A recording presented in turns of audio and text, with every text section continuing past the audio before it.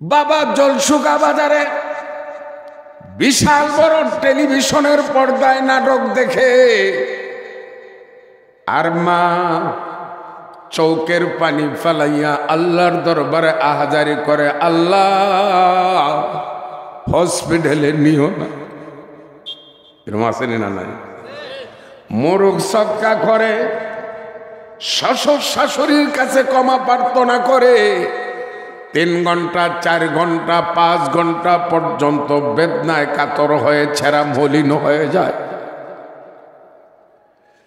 আল্লাহর রাসূল বলেছেন, বৈধ তরিকায় বিবাহ বন্ধনে আবদ্ধ হওয়ার পরে এই পৃথিবীর যে সমস্ত মহিলারা সন্তান জন্ম দেয়, ওই সময় যে পরিমাণ রক্তকরণ হয়, ওই রক্তকে আমার আল্লাহ কিয়ামতের ময়দানে শহীদের রক্তের মর্যাদা দিবে।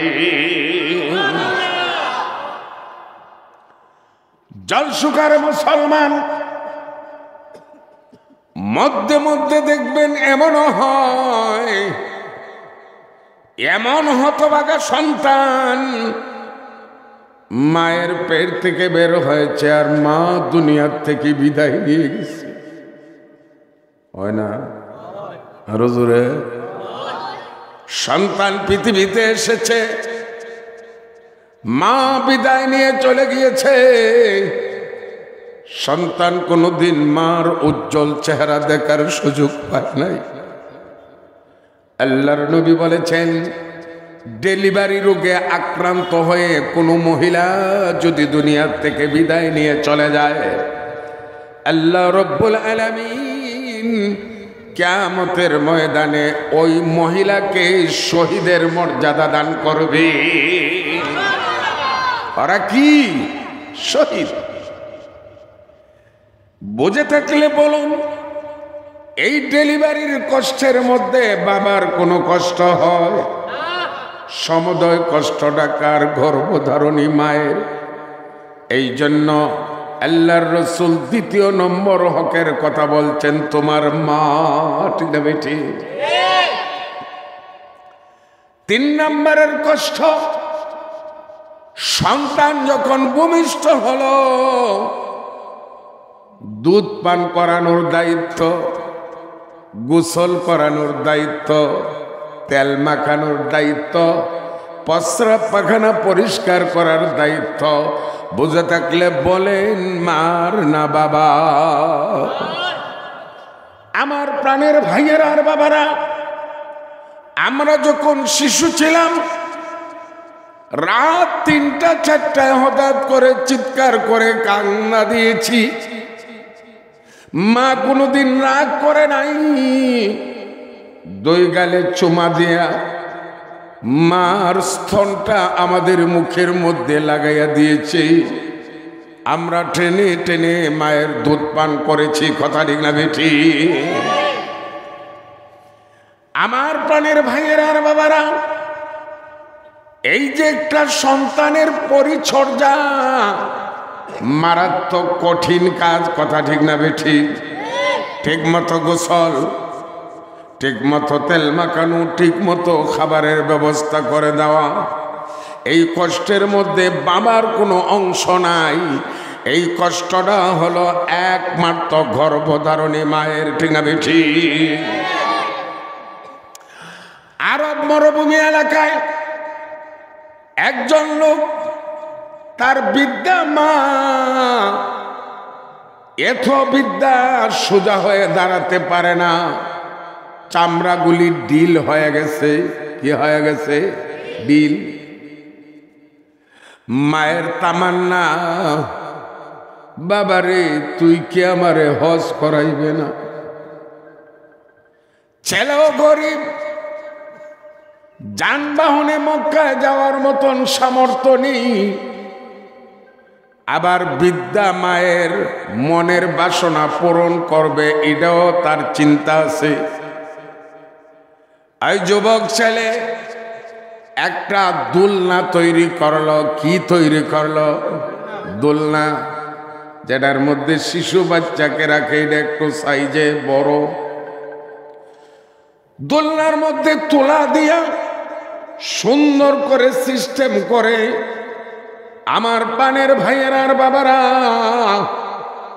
গর্ভধারণী মায়ের মনের বাসনা পূরণ করার জন্য ওই দোলনার মধ্যে মাকে উঠাইয়া 150 কিলোমিটার পায়ে হেঁটে মক্কা এসেছি। আরব মরুভূমি এলাকা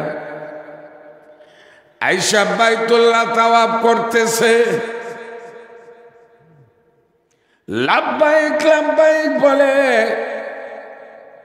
আওয়াজ দিচ্ছে। হঠাৎ করে বিশ্ব নবীর সাথে দেখা হয়ে গেছে।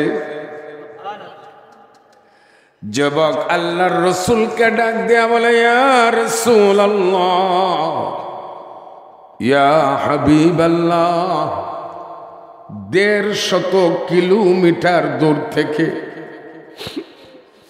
আবার গর্ভধারণী মাকে মাথায় নিয়া বাইতুল্লাহ তাওয়াফ করতেছি। ইয়া রাসূলুল্লাহ, আমি মায়ের কি পরিমাণ হক আদায় করতে পারলাম? আল্লাহর নবী যুবকের দিকে তাকায় বলেন, যুবক রে, যুবক, যেদিন তুমি তোমার মায়ের পেট থেকে বের হয়ে প্রথম একটা ফোঁটা দুধ পান করেছ, কয় ফোঁটা? একটা ফোঁটা। এরে যুবক, আজ থেকে নিয়ে মরণ পর্যন্ত যদি অবিরাম তোমার মাকে নিয়ে বাইতুল্লাহ তাওয়াফ করতেই থাকো, আল্লাহর কসম করে রে বলি রে যুবক, মার পেটের ভিতর থেকে বের হয়ে প্রথম যে একটা ফোঁটা দুধ পান করেছ, এই দুধের ঋণটুকু পরিশোধ করতে পারবে না। কয় ফোঁটা? আর বাকি 1 বৎসরের দুধ যাইব কই? আল্লাহর নবী বলেন, যুবক, তুমি যেদিন পৃথিবীতে আগমন ঘটে, বেদনায় কাতর হয়ে তোমার মা কত আহাজারি করেছে, ওই সময় মায়ের শরীরের প্রতিটা পশমের গোড়া গোড়ায় গাম নিগ্রত হয়েছে, ঠিক না বেঠি? যুবকরে,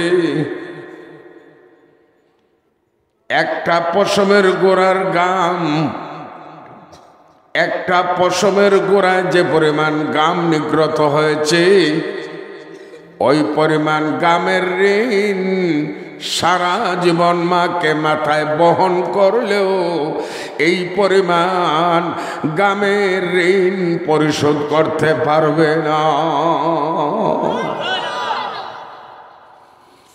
আমার পানের ভাইয়েরা আর বাবারা,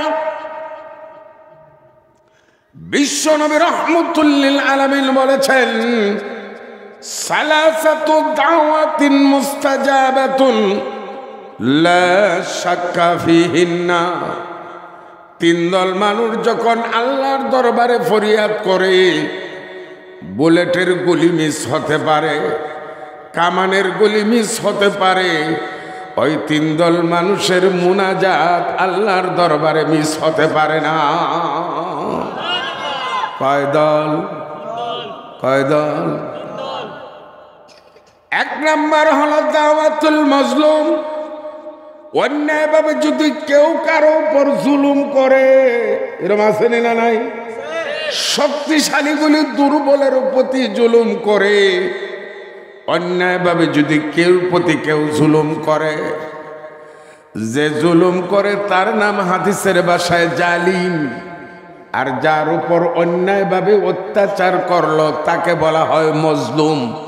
আল্লাহর নবী ঘোষণা দিয়েছেন, উম্মতরা ইত্তাকু দাওয়াতাল মাজলুম, নির্যাতিত মানুষের দোয়াকে ভয় করো, কারণ নির্যাতিত মানুষ আর আল্লাহর মধ্যে কোনো পর্দা থাকে না, ডাইরেক্ট আল্লাহর দরবারে দোয়া কবুল হয়ে যায়। 2 নম্বর হলো দাওয়াতুল মুসাফির। মুসাফিরের মোনাজাত আল্লাহ কবুল করেন। বুলেটের গুলি মিস হতে পারে, মোনাজাত মিস হতে পারে না। হয়তো দুনিয়াতে অগ্রিম পাবে, না হয় তার সব পরকালে পাইবে। জোরে বলেন সুবহানাল্লাহ। 3 নাম্বার হলো মাতা পিতা সন্তানের জন্য যে দোয়া করে ডাইরেক্ট কবুল হয়ে যায়। সুবহানাল্লাহ বলেন। আমার পানের ভাইয়েরা আর বাবারা, আপনারা অবশ্যই শুনেছেন মুসা নামে একজন পয়গাম্বর ছিলেন, ঠিক না বেঠি? গরম না লরম? তাফসিরে মাযহারির মধ্যে লেখেন, আল বেদায়া ওয়ান নেহার মধ্যে লেখেন মুসা আলাইহিস সালামের উচ্চতা ছিল 30 হাত। সুবহানাল্লাহ হইতেন না? কয়া 30 হাত লম্বা একলা বেটা যদি কেন্দ্রে ঢুকে ক্যামেরা ফেলাইয়া দৌড় দিব, গিয়া ফোন করবো কিতা খবর, আপনারা যদি হাটকালি হুজুরে দৌড়ে লাইছে কত ভালো হয়েছে, আপনার তো ক্ষতি হয়েছে না। কত হুজুর পাওয়া যাবে? কতটুকু উচ্চতা? 30 হাত। মুসা আলাইহিস সালাম হাতের মধ্যে যে লাঠি ব্যবহার করতেন, এই লাঠিটার উচ্চতা ছিল 10 হাত। আমরা লাঠি 2 হাত, কথা ঠিক না বেটি? মাস হয় 2 হাত, মুসা নবীর লাঠি হইল 10 হাত। ইডাই দই ফেরাউনরে সাইজ করছিলে, লাম্বালা হইলে তাড়াতাড়ি নেটে লাগ পায় না। মুসা আলাইহিস সালাম এত গরম পয়গম্বর ছিলেন। আল বেদায়া ওয়ান নেহা কিতাবের মধ্যে লিখেছে আজরাইল গেছে মুসা নবীর কাছে জান কবজ করার জন্য। আমরা বাড়ি তাই বুনি মাতুনিয়া, আমরা তো বুললে লাইছি। আশরাফ আলী থানভী রহমতুল্লাহ আলাইহি লিখছেন এক বেটা তার ছেলে মারা গেছে। কি মারা গেছে? ছেলে। 1 সপ্তাহ পর্যন্ত হানাফিনা সব বাদ দিয়ে দিচ্ছে। বিয়াই খবর হয়ে গেছে। কে গেছে? বিয়াই। ওই বিয়াই আপনি কি মরতা না? সব মরণশীল। ছেলে মারা গেছে, আপনি 1 সপ্তাহ ধরে খানা ফানা ছাইরে দিছেন, এটা তো বুদ্ধিমানের কাজ না। হান হান বিয়ে হয়, ছেলে যে মারা গেছে এটার লাগে খানা ফিনা ছাড়ছি না। 30 বছর হয়েছে বাড়ি বানছি। 6 বছর? একজন মানুষও মারা গেছে না। গত শুক্রবারে আমার ফুলা মরে গেছি, আজরাইলে বাড়ির রাস্তা চিন্না লাইছে, আমার কোন সময় নিব গা, এর লাগে আমি হাঁটি।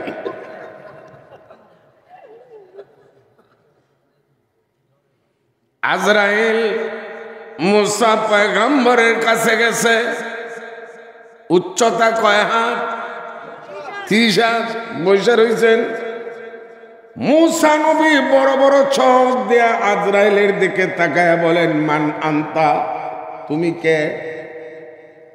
আজরাইলের একটা পাওয়ার আছে না, কথা বলেন না? পুলিশের পাওয়ার হলো খাকি পোশাক আর বেজ। ইটা ভালাইয়া জল জোগাড় বলছে সাইজ করে লই। মানুষের পোশাক রে ডরায়, বেজ রে ডরায়। আজরাইল এবার জবাব দেয়, আমাকে চিনেন না? আনা মালাকুল মাউত, আমার নাম আজরাইল। আনা হাজিমুল লাজ্জাত, আমি চিরতরে দুনিয়ার স্বাদ কর্তন করে দেই। মুসা নবীর গুসা উঠে গেছে। এমন ভাবে আজরাইলের গালে এমন তাপ্পর মারছেন, তাপ্পরের সুডে চোখ একটা বারুইয়া লটকা গেছি গা। জল সুগার মানুষ যত লাগছিল পারবো উত্তর চিনা না করিয়া থয়। বেটাই কয় আমার উত্তর চিনা করার আমার অশান্তি লাগে রে, এর অর্থ হইল আমি রেডি। ই জায়গাত মুসা আলাইহিস সালামের থামসামাইরা চোখ বের করে লিখুন। আজরাইল এসে জান নিত, জান বাঁচাইয়া ইল্লিন হাইকোর্টের মধ্যে আল্লাহর দরবারে গেছে। আল্লাহ তো সব কিছু দেখেন, সব কিছু শুনেন, আল্লাহও ফুর্তি করেন। জিগান আজরাইল এমন ঘটনা কুনহানো হইল। আল্লাহ সব দেখেননি না দেখেন না কথা বলেন না আজরাইল আল্লাহ কোটি কোটি মানুষের জান কবজ করছি আমার উপরে আক্রমণ করার কেউ সাহস হয় নাই আর আজকে দেখানো গেছিলাম ইহেবে জবর জবর রাগি আমি বাউ হওয়ার আগে আমার অপারেশন করে নিয়েছি আল্লাহ এবার বলেন আজরাইল আমার পয়গম্বর মুসা তো গরম না নরম গরম এই জন্য দেখবেন জলসুগা মুসা নামে মানুষ আসেনি ঠান্ডা না গরম নামের প্রভাব পড়ে তাফসীরের কিতাবও লেখছেন মুসা আলাইহিস সালাম যখন তাপ্পর মাইরা দিলেন আল্লাহ বলেন আজরাইল আমার পয়গম্বর মুসার কাছে যে গেলা সালাম করছিলানি আজরাইল আল্লাহ সালাম করলে জান কবজ কর্ম কেমনে সালামে তো রহমত নাজিল হয় থানার পুলিশ জলসুগা যদি সুর ধরা হয় তাইলে সুরাইয়া সালাম করবো সালাম করলে কইব আলাইকুম সালাম মুসা বা মোয়ানাক্কা করবো আর কইব সাপ বোন চাটা লইয়া এরপরে ফুট কথা ঠিক না বেটা আজরাইল বলে আল্লাহ লক্ষ লক্ষ মানুষের জান কবজ করেছি কাউকে সালাম করি নাই আল্লাহ বলেন গরম জায়গা সালাম কইরা লরম করার দরকার আছে এবার আল্লাহ আজরাইলকে প্রস্তাব দিলেন আজরাইল তুমি আবার যেতে হবে কই যেতে হবে মুসার কাছে আজরাইলের দুইটা হাত জোর করে কয় আল্লাহ দোয়াও চাই মাফও চাই এই জায়গাতে আমি আর না আমরা এলাকাতে আপনাদের এলাকায় দেখবা মারামারির মধ্যে একবার যারা টেডা খাইছে দ্বিতীয়বার মারামারি হইলে খালি গাছের আশপাশ থাকে আর যেটাই জীবনে টেডা খাইছে না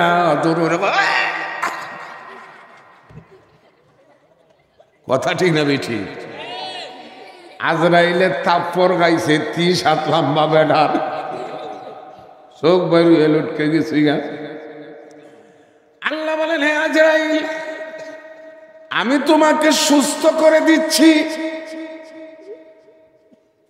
আল্লাহ যখন কাউকে সুস্থ করার ইচ্ছা করেন স্যালাইন লাগে না ইনজেকশন লাগে না ইদা আরাদাল্লাহু শাইআন আইয়াকুলা লাহু কুন ফায়াকুন সাথে সাথে সুস্থ হয়ে যায় জোরে বলেন সুবহানাল্লাহ সব জায়গা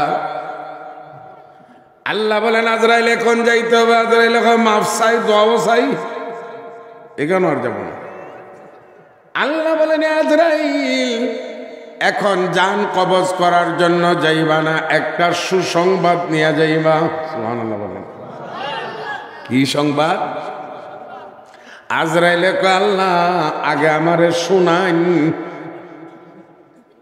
আগে আমারে শুনাইলেন যদি বুঝে ভরে যাইমু আর নাইলে মাফ চাই আল্লাহ রব্বুল আলামিন আজরাইলকে বললেন ও আজরাইল এখন যাইয়া সালাম দেবা 2 নম্বর হলো বলবা হে মুসা পয়গম্বর আল্লাহ আপনাকে যে পরিমাণ হায়াত দিয়েছিলেন হায়াত শেষ এরপরও যদি আপনি পৃথিবীতে থাকতে চান একটা গণ পশমওয়ালা জানোয়ারের পিঠে হাত দেয়া থাবা দিলে হাতের নিচে যতগুলি পশম পড়বে আল্লাহ প্রতিটা পশমের বিনিময় 1 বছর করে হায়াত বাড়াইয়া দিবি